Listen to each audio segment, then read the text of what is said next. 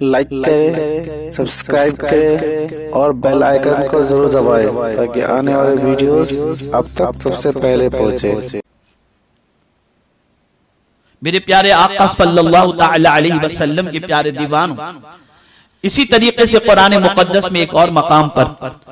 اللہ عز و جل نے ارشاد فرمایا، بس اوقات ایسا ہوتا ہے کہ انسان جو ہے اب خاص گفتگو کی طرف میں آ رہا ہوں، بسا اوقات انسان کسی کو لمبی کار میں آتا دیکھتا ہے، لمبی بلڈنگ میں دیکھتا ہے اور اس کے پاس اربوں روپے دیکھتا ہے، اس کا ٹھاٹ ماٹ دیکھتا ہے تو کہتا ہے یار اللہ نے کتنا نوازا ہے اس کو، کتنا خوش نصیب ہے یہ، یار میرے پاس تو سائیکل نہیں ہے، یہ ہوتا ہے، میں تو غریب ہوں، 10x10 کے کمرے میں رہتا ہوں۔ اب دیکھیے قرآن کس طریقے سے اس کو سمجھاتا ہے، قارون کے واقعے کے ذریعے قرآن نے اس کو سمجھایا۔ قرآن کہتا ہے فَخَرَجَ عَلَىٰ قَوْمِهِ فِي زِينَتِهِ قَالَ الَّذِينَ يُرِيدُونَ الْحَيَاةَ الدُّنْيَا يَا لَيْتَ لَنَا مِثْلَ مَا أُوتِيَ قَارُونَ إِنَّهُ لَذُو حَظٍّ عَظِيمٍ۔ ایک مرتبہ ایسا ہوا کہ قارون اپنے گھر سے نکلا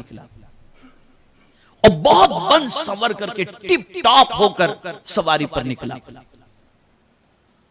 تو جو لوگ اس کی سواری کو دیکھے انہوں نے کیا کہا؟ بولے وہ جو دنیا کی زندگی چاہتے ہیں انہوں نے کہا کسی طرح ہم کو بھی ایسا مل جاتا جیسا قارون کو ملا ہے، یہ کتنا خوش نصیب ہے، کسی طرح ہم کو بھی مل جاتا۔ یہ مٹریلزم ہے، یہ مادی سوچ ہے، لیکن جیسے ہی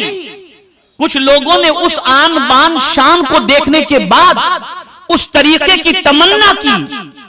تو سننے والے، ان کی تمنا سننے والے کچھ اللہ کے نیک بندے بھی تھے، تو اب انہوں نے کیا کہا اسے سنیں۔ تو قرآن کہتے ہیں وَقَالَ الَّذِينَ أُوتُوا الْعِلْمَ وَيْلَكُمْ ثَوَابُ اللَّهِ خَيْرٌ لِّمَنْ آمَنَ وَعَمِلَ صَالِحًا وَلَا يُلَقَّاهَا إِلَّا الصَّابِرُونَ۔ جن لوگوں نے ٹھاٹ ماٹ دیکھ کر قارون کو خوش نصیب سمجھا تھا، اور کچھ لوگ تھے جو علم والے تھے، انہوں نے کیا کہا؟ ان کی بات سننے کے بعد وہ بولے جنہیں علم دیا گیا تھا خرابی ہو تمہاری، خرابی ہو تمہاری، اللہ کا ثواب بہتر ہے اس کے لیے جو ایمان لائے اور اچھے کام کرے، اور یہ نہیں ملتا مگر ان کو جو صبر کرنے والے۔ یعنی اگر تم جاننا چاہتے ہو کہ اس ٹھاٹ ماٹ سے بہتر کیا چیز ہے تو سن لو، وہ اللہ پر ایمان لانا ہے اور نیک عمل ہے، یہ اس سے بہتر ہے، لیکن یہ ہر کسی کو نصیب نہیں ہوتا، یہ صبر کرنے والوں کو نصیب ہوا کرتا ہے، صبر کرنے والوں۔ اب آپ دیکھیے جو قارون اتنی ٹھاٹ ماٹ سے زندگی گزارتا تھا، اس کی ایک سوچ تھی کہ میرا یہ ٹھاٹ ماٹ تو ختم ہونے والا نہیں، لیکن پروردگار جل جلالہ نے قارون کو اس کے خزانے کے ساتھ دھسا دیا، اور جب وہ اپنے خزانے کے ساتھ زمین میں دھسا دیا گیا، اس کے بعد سب کی آنکھیں کھلی اور سب نے کہا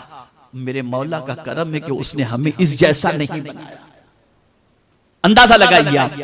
یہاں ایک سوچ قرآن دے رہا ہے، اور وہ سوچ یہ ہے کہ اگر اللہ عز و جل نے تمہیں دولت، ثروت، مال، عزت سب کچھ عطا کیا ہے تو اسے اپنا کمال بھی نہ سمجھو اور اسے دائمی بھی نہ سمجھو، بلکہ یہ مولا ہے، جب چاہے تم سے چھین لے۔ لیکن مٹیریلزم کے جو شکار ہوتے ہیں، جن کی پوزیشن مادی سوچ کی ہوتی ہے، وہ یہ سمجھتے ہیں کہ یہ سب کچھ ہمیشہ رہنے والا ہے، لیکن ایمان والا صرف یہ سوچتا ہے کہ یہ کوئی چیز ہمیشہ رہنے والی نہیں ہے، اگر ہمیشہ کوئی چیز رہنے والی ہے تو اللہ کی ذات رہنے والی ہے، اس لیے اس سے تعلق کو اپنے مضبوط سے مضبوط کرنا چاہیے۔ میرے پیارے آقا صلی اللہ تعالی علیہ وسلم کے پیارے دیوانوں، اسی طریقے سے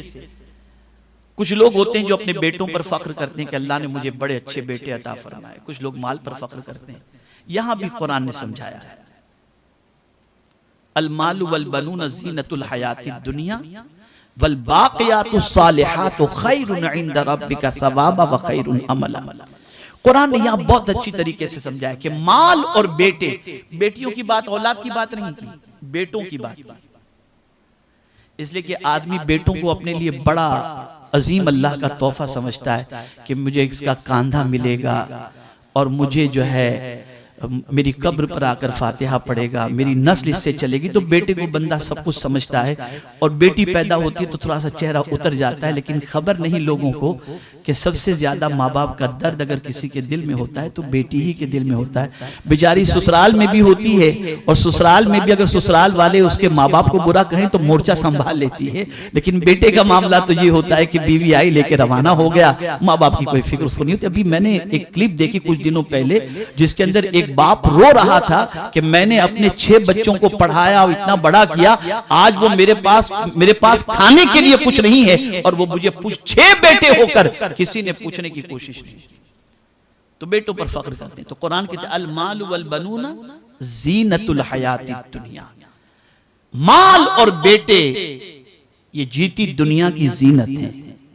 لیکن قرآن کہتے ہیں والباقیات الصالحات خیر، اور باقی رہنے والی نیکیاں یہ بہتر ہیں عند ربک، تمہارے رب کے نزدیک، ثواب وخیر عملا، اور بہترین امید۔ اب میں آپ سے ایک سوال پوچھنا چاہتا ہوں کہ ہم نے مال کے لیے نیک اعمال چھوڑ دیے، اپنے بیٹوں کے لیے گناہ کو ہم نے دعوت دی، جھوٹ بول کر بیٹے کے لیے گھر بنایا، جھوٹ بول کر کے بیٹے کو دکان دلائی، جھوٹ بول کر کے بیٹے کے لیے بینک بیلنس جمع کیا، لیکن آپ جانتے ہیں جس بیٹے کو ہم نے سب کچھ دیا، ذرا دیکھ لیجئے گا کہ مرنے کے بعد اس بیٹے کو اپنے باپ کی کتنی یاد آتی ہے۔ بلکہ آپ کو میں بتاؤں، مرنے کے بعد کی بات تو چھوڑ دیجئے، اس کورونا کے پینڈیمک موقع پر یہ اس پوزیشن کے اندر آپ نے دیکھا ہوگا کہ باپ کا انتقال ہو گیا کورونا کے اندر، تو بیٹا چہرہ دیکھنے جانے کو بھی تیار نہیں، دفنانا تو بہت دور کی بات ہے۔ یہ ہوا، یہ قیامت سے پہلے قیامت آ کر کے گئی، یہ چھوٹی قیامت نہیں تھی۔ جو واویلا کورونا کا مچا کر کے جو معاملہ ہوا ہے، یہ چھوٹا معاملہ نہیں ہے۔ پروردگار نے دنیا کے انسانوں کو بتا دیا تم سب کے لیے کچھ بھی کر لو، لیکن تم دیکھ لو تمہارا کون ہے۔ جب کورونا کے اندر آدمی کا انتقال ہوا تو کوئی رشتہ دار جانے کو تیار نہیں، کوئی نہلانے جانے کو تیار نہیں، کوئی مزاج پرسش کرنے کے لیے تیار نہیں، کوئی جانے کے لیے تیار نہیں کہ کہیں ہمیں کورونا نہ لگ جائے۔ تو قدرت نے بتا دیا تمہارا میرے علاوہ کوئی ہے نہیں، تم سب کے لیے جھوٹ مت مانو، تم میری خوشی کا خیال ہے۔ قدرت نے بتا دیا،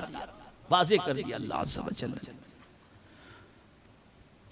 اور باقیات الصالحات جو فرمایا، باقی رہنے والی نیکیاں، تو اس پر مفسرین فرماتے ہیں کہ اس سے مراد تسبیح ہے، تحلیل ہے، تحمید ہے، یعنی سبحان اللہ کہنا، الحمدللہ کہنا، اللہ اکبر کہنا، سبحان اللہ والحمدللہ ولا الہ الا اللہ واللہ اکبر ولا حول ولا قوت الا باللہ العلی العظیم۔ یہ ساری چیزیں وہ ہیں جو باقی رہنے والی نیکیاں ہیں۔ تو پروردگار فرماتا ہے یہ نیکیاں تمہارے پاس جو بیٹے اور مال ہے اس سے یہ نیکیاں بہتر ہیں، اس لیے کہ مال اور بیٹا قیامت میں کام نہیں آئے گا، لیکن نیکیاں تمہارے کام آئیں گی، نیکیاں تمہارے کام آئیں گی۔ اور آج مسلمانوں کی پوزیشن یہ ہے کہ نیکی ہی کے سلسلے میں آج کا مسلمان غفلت کا شکار ہے۔ ہر کوئی کہتا ہے یہ میرا، یہ میرا۔ میں آپ سے ایک پوچھتا ہوں، کیا میرا؟ آپ نے جتنا کچھ بنایا کیا میرا؟ اگر آپ کا ہے تو آپ قبر میں جائیں تو ساتھ لے کر کے جائیں۔ ہے کوئی مرنے کے ٹائم پر اپنی ساری چیزیں قبر میں بولے بھائی میری بلڈنگ، میرا بنگلہ، میرا پیسہ سب میرے ساتھ قبر میں دے دو؟ تو میرا ہے تو لے کر کیوں نہیں جاتے؟ قدرت نے بتا دیا تیرا کچھ بھی نہیں ہے، تیرا کچھ بھی نہیں ہے، سب کچھ میرا دیا ہوا تھا۔ میں نے چاہا تب تک تو اس کو فائدہ اٹھاتا رہا، اور جب چاہا تجھے اس سے محروم کر دیا۔ تو میرے پیارے آقا صلی اللہ تعالی علیہ وسلم کے پیارے دیوانوں، قرآن نے اسی لیے کہا کہ المال والبنون زینت الحیات الدنیا والباقیات الصالحات خیر عند ربک ثوابا وخیر عملا۔